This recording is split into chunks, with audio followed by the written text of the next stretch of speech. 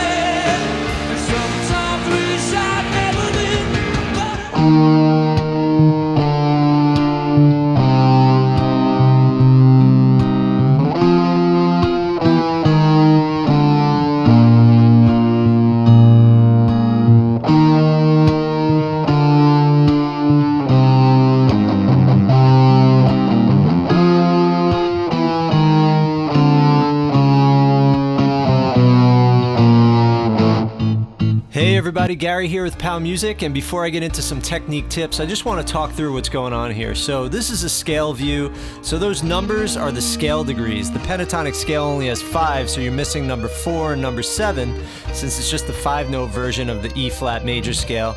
But then we move to the full scale, so you got all 7 notes, and after that initial pentatonic lick, it's all full major here, and he's just walking up the scale, hitting all those chord tones, which we're going to go over in the chord tone view coming up next.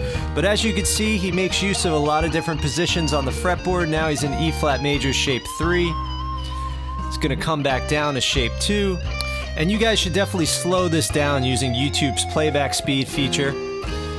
Alright, now we're starting to get ready for that modulation to the key of A right here. And now he's back down into A major. But it's the way that I normally think, which is playing across a chord rather than playing in scales. Alright, let's check out the chord tone view. So now these numbers are the numbers of the chords. So every chord has a root, third, and a fifth. Some of them have the 7th when he plays those 7th chords. So where those numbers are is going to change depending on the chord, and minor chords have a flat third, while major chords have a regular third. Bending to the flat 7th. Lands on the root.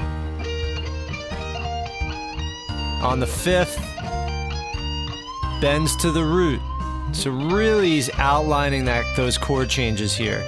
Bending up to the root again. He's pretty much landing on all of the definitive notes of the chord, mostly the root notes, and just using those scale notes to connect them.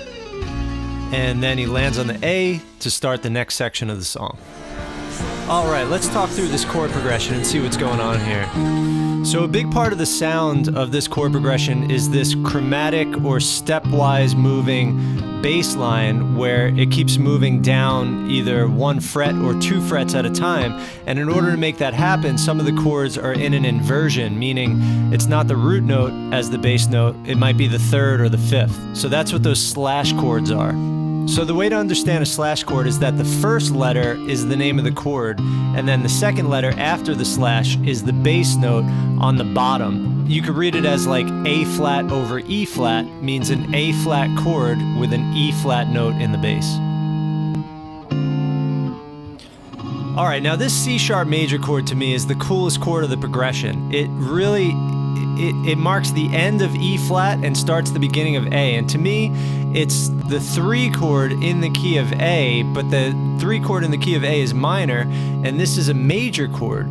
So to me, it's got this like ambiguity. It just has this, it resets your ears, and then he brings you down chromatically, meaning step by step, bringing those chords down 1/2 step at a time until he gets to A. Now Freddie also holds out some of the notes in the A chord during this succession. So it's like, you're unsettled and it's tense, and then he brings you fully to the chord A.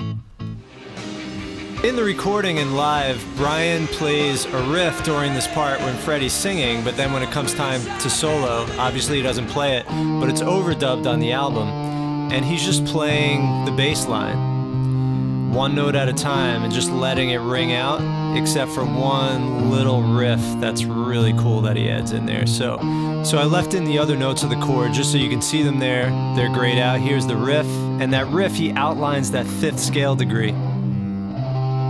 Then the second part of the riff right here, I saw him on a live version stay on that 1st fret of the low E, the F, instead of going up the octave. But I also heard on other versions him go up the octave. So just walking down chromatically, and then a little A power chord. All right. Hey everybody, Gary here with Pow Music, and in this lesson we're going to go over the amazing solo on Bohemian Rhapsody by Brian May. As always, if you want the downloadable tab file to go along with this lesson, as well as a songster.com link so that you can play the tab, that's available to anyone that's a patron at patreon.com/powmusic. If you also want a free 14-page full-color PDF showing the 5 shapes and 7 modes of the major scale, that's available for both my patrons and anyone watching this video, and the link is below. All right, let's get into it. So what's really awesome about this solo is how Brian May outlines the chord changes, and there's a lot of cool techniques in here that we're going to go over. So let's check it out phrase by phrase. So let's look at this first phrase.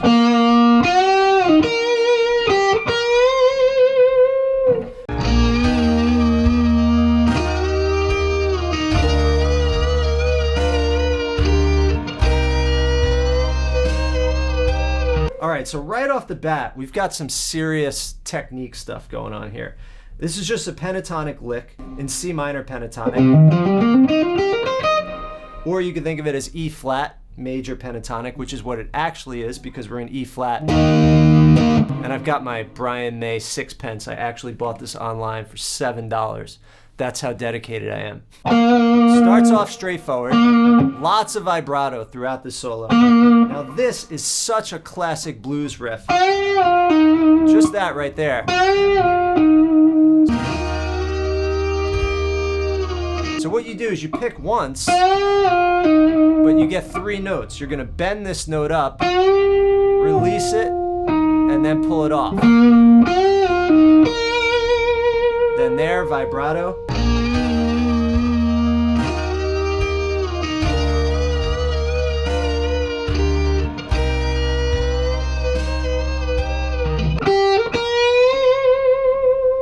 Then this here, slow full bends. So you're gonna bend to the sound of fret 13. And when you get to the top, you're gonna give it some vibrato. So what I recommend is you do this fulcrum technique where you keep your fingers together and leverage your wrist here. So you're gonna just kind of squeeze it up. Then when you get to the top, you're gonna just kind of shake it back and forth. But you want to make sure you maintain that pressure.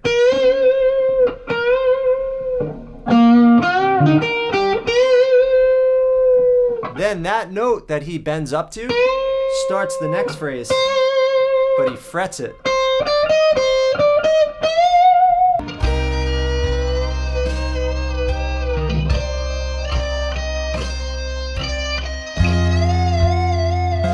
Then another full bend with vibrato at the top.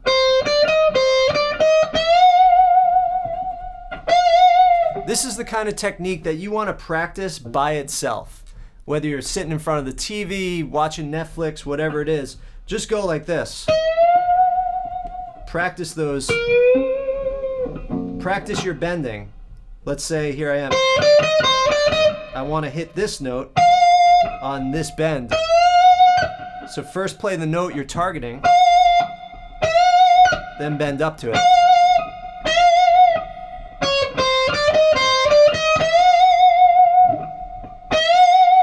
Cool, then.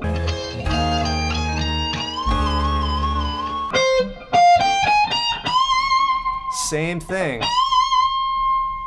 Now we're just running up that major scale.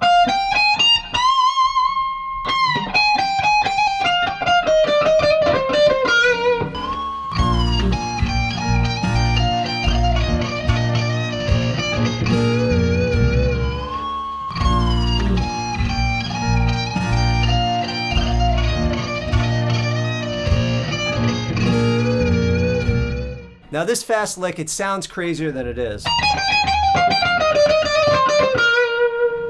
Because all we're doing, we're picking, but then we're doing this little hammer-on pull-off.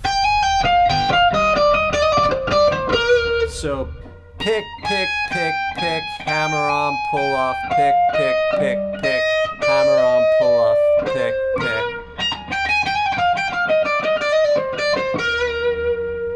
So that's the kind of lick you're just gonna wanna practice slowly, loop that section, and just try to play it over and over until you memorize it. It's a little weird. Then we're gonna run up the scale again.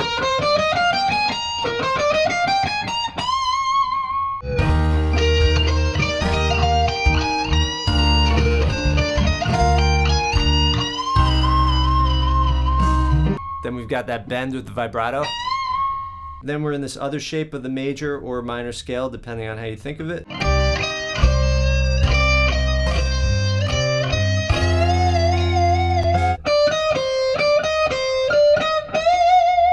Another full bend with vibrato. Then we're in another shape over here.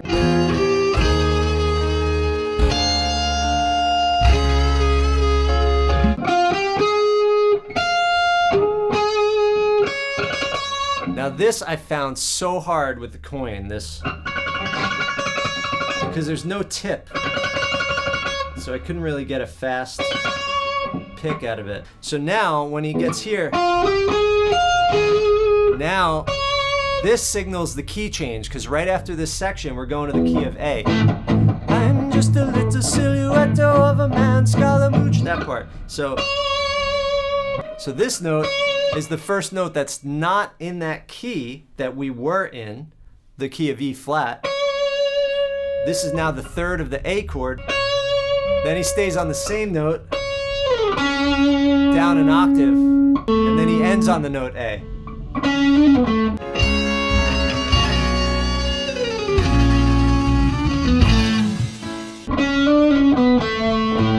So he's just running the A scale right there. And here's just a quick hammer-on pull-off.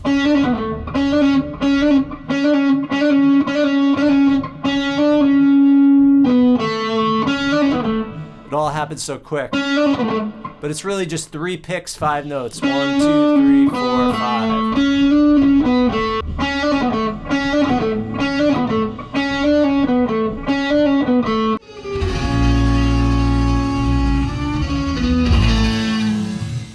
All right, everybody, I hope you really enjoyed that lesson. If you want to see more lessons like this, please subscribe. Please tap the bell. Please let me know what other songs you would like to see lessons on, and I will see you guys in the next lesson. I also want to give a huge thank you to 2 of my patrons, Cam Chernachuan and William Spencer. Thank you guys so much for your ongoing support on patreon.com/palmusic.